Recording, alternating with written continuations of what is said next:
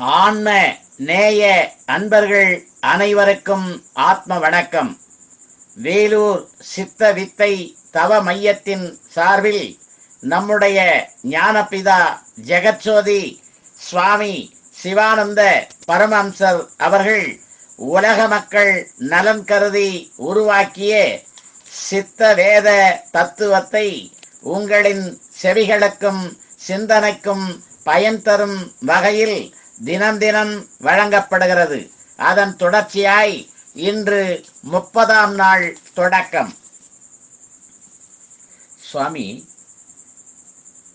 புருஷ சுக்கிலம் கொண்டு மாத்திரமோ அல்லது ஸ்திரீ சுக்கிலம் கொண்டு மாத்திரமோ ஒரு சந்தானம் உண்டாவதற்கு இடம் உண்டோ? அவ்விதம் உண்டாகிறதல்ல. ஸ்திரீகளுக்கு சுரதம், இரத்தம், சுக்கிலம் இவை மூன்றும் உண்டு. சம்போக சமயத்தில் அவர்களுக்கு முதலில் சுரதம் என்ற நீரும் இரத்தம் என்கிற சுரோனிதமும் உண்டாகும். கர்ப்பப்பை திறந்திருக்குமானால் நீரும் சுரோனிதமும் அதில் விழுகிறது. அப்பொழுது ஸ்திரீனுடையதோ புருஷனுடையதோ அதில் யாருடைய சுக்கிலம் முன்னே இளகுகிறதோ, அதாவது 4ஆம் அத்தியாயத்தில் சொன்ன பிரகாரம் முட்டை வடிவாக சென்று விழுகிறது. புருஷனுடைய சுக்கிலம் கர்ப்பப்பையில் விழுந்ததின் பின் ஸ்திரீனுடைய சுக்கிலம் முன் சொன்ன முட்டை வடிவாய் விழுந்ததானால் அதுவும் ஒரு சிசுவாய் தீரும். அது முட்டை வடிவாய் விழாவிட்டால் சுரோனிதத்தில் விழுந்து அதோடு கரைந்துவிடும். அதனால்தான் ஆண்களுக்கு தோல் மிருதுவாக இல்லாத காரணம்.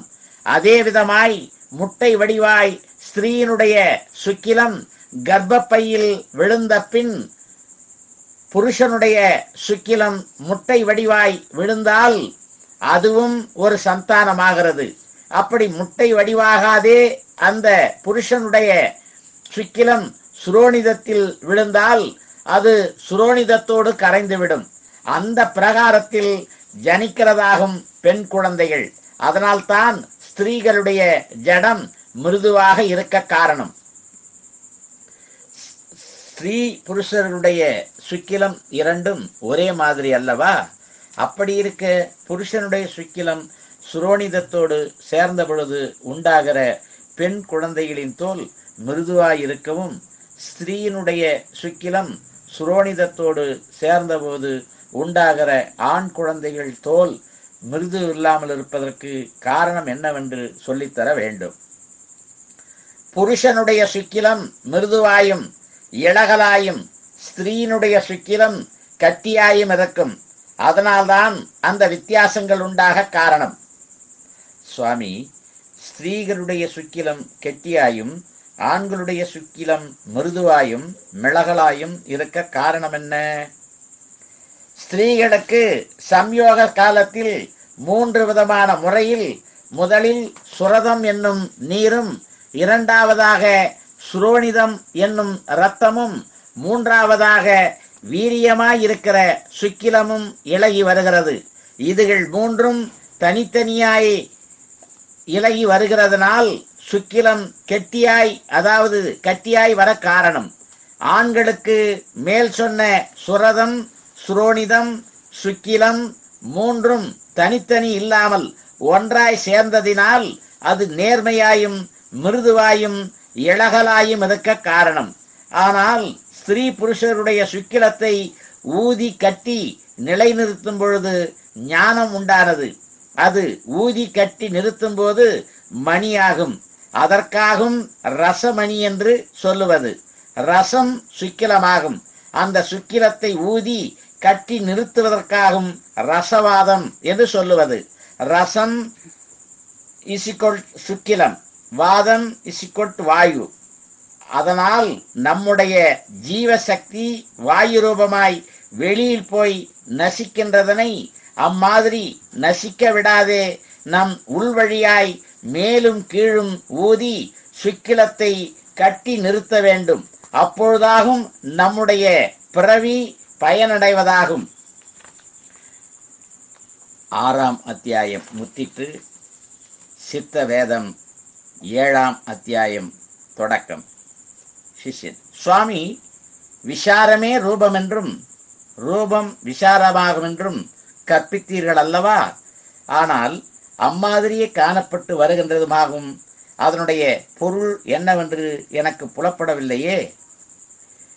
இப்படி கேட்கப்படுவதும் காணப்படுவதும் அறியப்படுவதும் ஒன்றுமில்லாததாகும். இவையெல்லாம் தன்னிலிருந்து உண்டானதென்றும் தன்னிலேயே லயிக்கப்படுகிறதென்றும் இதற்கு முன்பு பல தடவைகளிலும் சொல்லி இருக்கிறதல்லவா? ஆனால் இவைகளை கேட்பதும் காண்பதும் அறிவதுமாகிய இவைகளெல்லாம் சொப்பனமாகும்.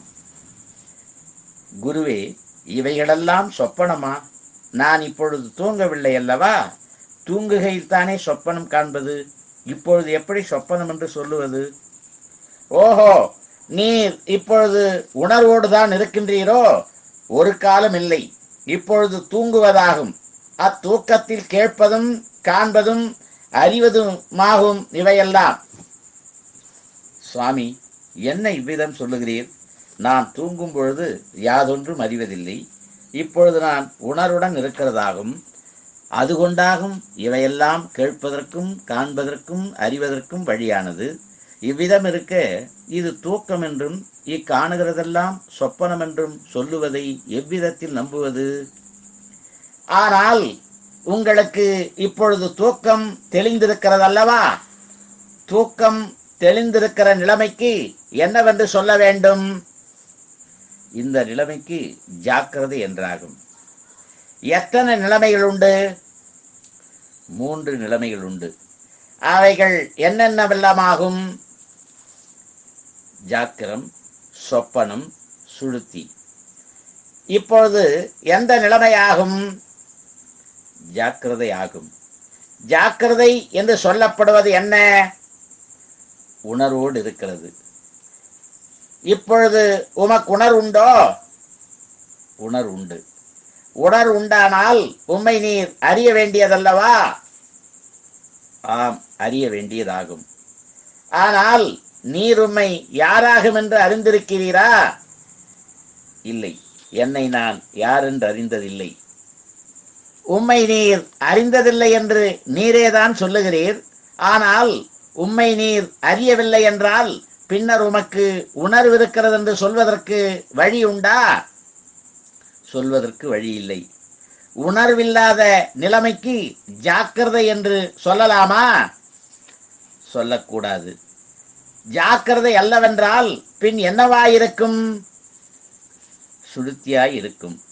சுளுத்தி என்றால் என்ன? தூக்கம். ஆனால் உமக்கு இப்பொழுது நல்ல தூக்கமாகும். அதற்கு உதாரணம், நீர் படுத்து தூங்குகிற சமயம் நான் இப்பொழுது தூங்கிக் கொண்டிருக்கேன் என்கிற நினைவு உண்டா? இல்லை. இவ்விதமேதான் நீர் இப்பொழுது தூங்குகிறீர். அப்படி தூங்குவதனால்தான் நான் இப்பொழுது தூங்குகிறேன் என்கிற நினைவு இல்லாமலாயிற்று. நாம் தூங்குகிற சமயத்தில் இவ்விதமான யாதொரு நிலைமையும் நாம் காணவில்லை அல்லவா? இப்பொழுது இவைகள் காணப்படுகின்றன. இப்படி காணப்படுவதற்கு காரணம் என்ன? நீர் தூங்கும் பொழுது சொப்பனம் காண்பதில்லையா? காண்பதுண்டு. அந்த சமயத்தில் நான் இப்பொழுது தூங்கிக் கொண்டிருக்கிறேன் என்றும் இந்த காணப்படுவது சொப்பனம் என்றுமுள்ள நினைவு உமக்கு இருக்கின்றதா? இல்லை. அந்த சொப்பனம் அனுபவித்துக் கொண்டிருக்கும் பொழுது உமது நினைவென்னவாயிருந்தது? இது ஜாக்கிராத அவஸ்தை என்றும் உண்மையில் நான் அனுபவிக்கிறது என்றுமாய் இருந்தது. தூக்கம் விழித்த பொழுதோ நான் இதுவரைக்கும் தூங்கிக் கொண்டிருந்தேன் என்றும் அப்பொழுது தோன்றிய யாவும் தூக்கத்தில் கண்ட சொப்பனம் என்றும் தெளிவாகிறது. இதை போலவே நாம் இப்பொழுது தூங்கிக் கொண்டிருக்கிறோம். அதனால் இக்கேட்கப்பட்டதும் காணப்பட்டதும் அறியப்பட்டதுமாகிய யாவும் சொப்பனமே.